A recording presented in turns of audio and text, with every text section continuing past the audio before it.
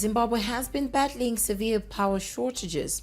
This has been a result of breakdowns at Hwange Power Station, reduced water levels at Kariba to generate electricity, and other stations generating little. How will government help ease the situation? ZTN Prime Cecilia Kamputa brings us a report. Cold and dark nights may soon be a thing of the past as the government of Zimbabwe expects to ease the perennial power shortages experienced by the country through the completion of new plants and the refurbishment of old transmission and distribution systems. Speaking at the recently held Zimbabwe International Trade Fair in an exclusive interview with ZTN Prime, Energy and Power Development Minister Soda Jem allayed citizens' fears of a bleak winter. Issues of load shedding will disappear, and once that happens, our lifestyles will obviously change. The Hwange Thermal Power Station Unit 8 is almost complete, and together with the completed Unit 7, the two units are expected to add 600 megawatts to the national grid. We also have Unit 8 that shall be synchronized in a month's time.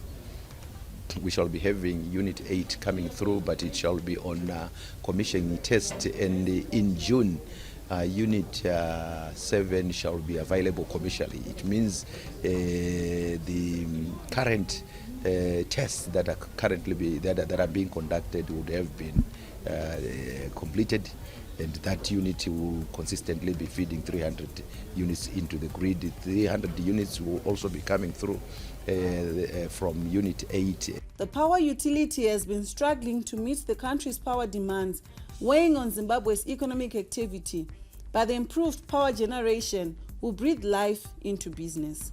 Certainly, that is going to improve the level of economic activities in the country. You will notice that we have some critical institutions that require electricity consistently, like hospitals for their cold chains, and businesses that are supposed to be meeting their orders globally. You know, in the absence of adequate power supply from the power utility, various businesses have been opting to alternatives like running of generators, which would come at a very high cost, and that was also contributing to the ultimate cost of their wares, and that would make them uncompetitive on the market. Winter wheat farming will also benefit from the improved generation. The plan, according to the government, is to achieve 562 megawatts for the next 4 months of May, June, July and August to allow for adequate wheat production. Already we have ring-fenced 120 megawatts to be available for wheat production alone, in line with the targets that we have for the nation. Of course, we achieved wheat self-sufficiency last year. With the new plans, the government targets to produce 2,000 megawatts of renewable energy by 2030 to cover the energy shortfall. This is in line with the United Nations 7th Sustainable Development Goal set for 2030 to ensure universal access to affordable, reliable and modern energy services.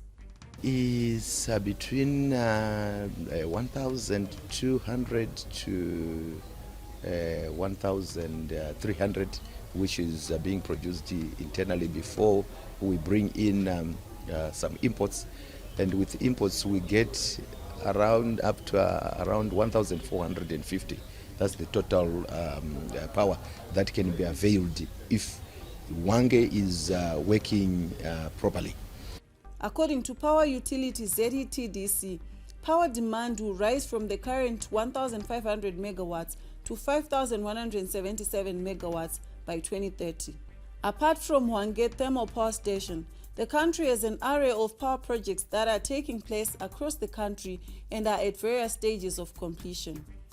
Private players are also involved in power generation, and as of end of March, independent power producers have generated 60 megawatts.